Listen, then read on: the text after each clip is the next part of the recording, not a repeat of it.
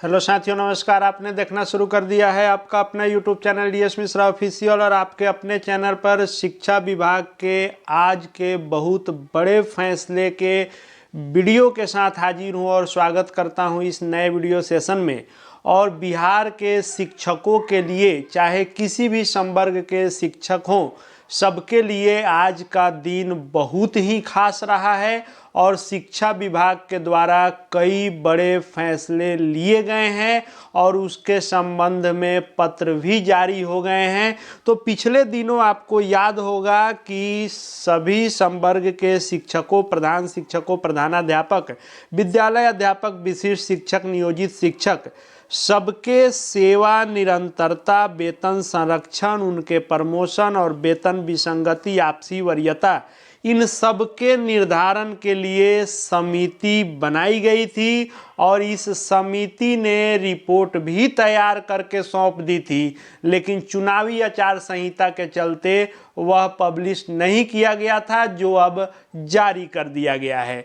तो सबसे पहले इस वीडियो में मैं बात कर लेता हूं कि जो सेवा निरंतरता मिला है, यह सेवा निरंतरता किनको मिला है, इससे क्या फायदा होगा, आंशिक मिला है या पूर्ण मिला है, कब से इसका फायदा मिलेगा और इस फायदे के हकदार कौन कौन होंगे, सब कुछ बताने समझाने वाला हूं। तो वीडियो में अंत तक बने रहेंगे और यदि चैनल से अब तक नहीं जुड़े होंगे तो चैनल को सब्सक्राइब करके बेल आइकन को प्रेस कर लेंगे, ताकि आगे भी शिक्षा जगत एवं शिक्षकों से संबंधित हर महत्वपूर्ण जानकारी आप तक पहुंचती रहे।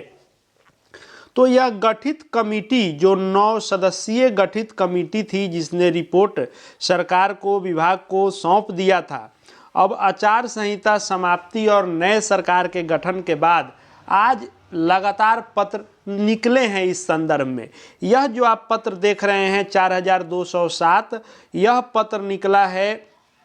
आपको सेवा निरंतरता के संदर्भ में यह है। और यह सेवा निरंतरता मिलेगा किनको, आइए पहले पत्र को पढ़ते हैं, उसके बाद इसका हम लोग विश्लेषण करेंगे। तो पत्र कह रहा है कि जो 25/58 दिनांक 9/9/2025, यानी जो ऊपर हम लोगों ने पत्र देखा था, जो समिति बनाई गई थी, उसके तहत गठित समिति द्वारा की गई अनुशंसा के आलोक में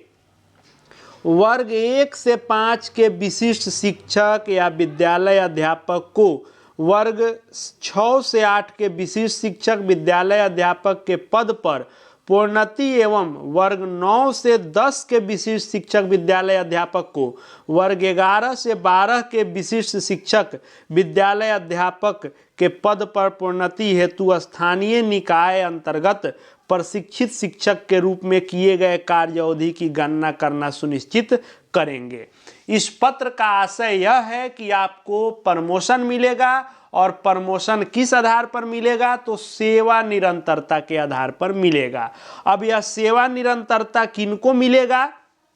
तो जो भी व्यक्ति शिक्षक के रूप में, वो भी नियोजित शिक्षक के रूप में, जिन्होंने भी सेवा दी है और नियोजित शिक्षक के बाद ये या तो विशिष्ट शिक्षक बन गए हैं या फिर विद्यालय अध्यापक बन गए हैं, यानी सक्षमता उत्तीर्ण करके जो विशिष्ट शिक्षक बन गए हों या जो बीपीएससी टीआरई उत्तीर्ण करके विद्यालय अध्यापक बन गए हों नियोजित शिक्षक से, इन दोनों प्रकार के शिक्षकों को इस सेवा निरंतरता का लाभ मिलेगा। और इस सेवा निरंतरता के लाभ मिलने का बहुत बड़ा फायदा ये आपको होगा कि आपका प्रमोशन हो जाएगा और प्रमोशन होते हुए जो 1 से 5 के विशिष्ट शिक्षक या विद्यालय अध्यापक होंगे, वे अब 6 to 8 के विशिष्ट शिक्षक या विद्यालय अध्यापक के पद पर प्रमोशन पालेंगे और जो वर्ग 9 से 10 के विशिष्ट शिक्षक या विद्यालय अध्यापक होंगे, वे वर्ग 11 से 12 के विशिष्ट शिक्षक या विद्यालय अध्यापक के पद पर प्रमोशन पालेंगे। लेकिन इसके लिए जो गणना होगी आपकी सेवा की, वह प्रशिक्षित शिक्षक के रूप में जो आप नियोजित शिक्षक में कार्य किए होंगे उसकी ही गणना की जाएगी। यानी यदि देखें तो इसमें संपूर्ण लाभ नहीं मिलते हुए आप इसमें आंशिक देख सकते हैं। और विभागीय अगर दृष्टिकोण से आप देखें तो पूरी तरह से इसको मान सकते हैं कि यह पूर्णतः सेवा निरंतरता है। क्यों? क्योंकि शिक्षण पेशा में प्रशिक्षित शिक्षक की ही गिनती होती है। आपके प्रशिक्षण का ही महत्व होता है कि आप प्रशिक्षण कब से लिए हैं और प्रशिक्षित शिक्षक के रूप में आप कब से कार्यरत हैं। यानी आप 2003 से लेकर 2022 तक आप नियोजित शिक्षक के रूप में कब बहाल हैं यह काउंट नहीं होगा।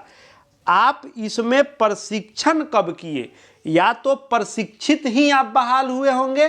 तो आपका ज्वाइनिंग से काउंट होगा, और यदि ज्वाइनिंग के बाद में आप प्रशिक्षण लिए होंगे तो प्रशिक्षण से काउंट होगा। तो प्रशिक्षित शिक्षक के रूप में यानी ट्रेंड के रूप में आप नियोजित शिक्षक में जितना दिन काम किए होंगे वह आपका काउंट किया जाएगा और वह सेवा निरंतरता आपको मिलेगी। अब आंशिक आप इस रूप में भी कह सकते हैं कि यह जो गणना है यह आपको प्रमोशन के लिए दिया गया है। यानी जो सेवा निरंतरता के साथ आपका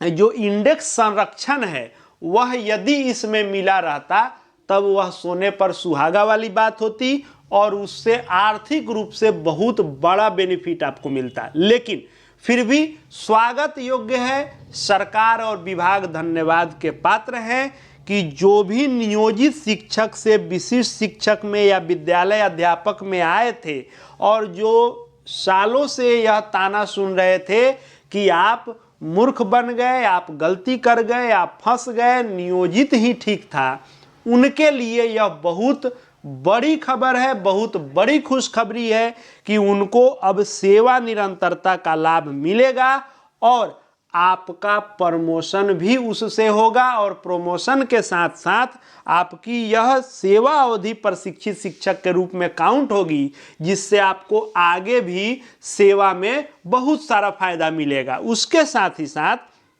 अब जैसे 1 to 5 से आप 6 to 8 में जाएंगे तो स्वाभाविक है कि अगले पे लेवल में आप जाएंगे तो आपको वेतन भी बढ़ेगा, आर्थिक रूप से भी लाभ होगा और आपको यह जो है आपका विशिष्ट शिक्षक के रूप में या विद्यालय अध्यापक के रूप में आना आपका अच्छा फैसला साबित होगा और सही फैसला साबित होगा। इसके साथ ही कई सारे निर्देश पत्र और जारी हुए हैं, जैसे आपके वरीयता को लेकर, उससे भी संबंधित आगे मैं वीडियो लेकर के आऊँगा। और साथ ही साथ प्रमोशन किन्हें कब मिलेगा, कितने साल पर मिलेगा, किसको कितना फायदा होगा, वेतन संरक्षण के बारे में भी पत्र है। सबका एक एक करके लगातार विश्लेषण लेकर के आऊँगा चैनल से। यदि अब तक नहीं जुड़े होंगे तो चैनल को सब्सक्राइब करके बेल आइकन को प्रेस कर लेंगे। साथ ही हमारे Telegram channel DS Mishra official से जुड़ जाएंगे, वहाँ भी हर अपडेट आपको मिलते रहेंगे। इस वीडियो को देखने के लिए आपका बहुत बहुत धन्यवाद।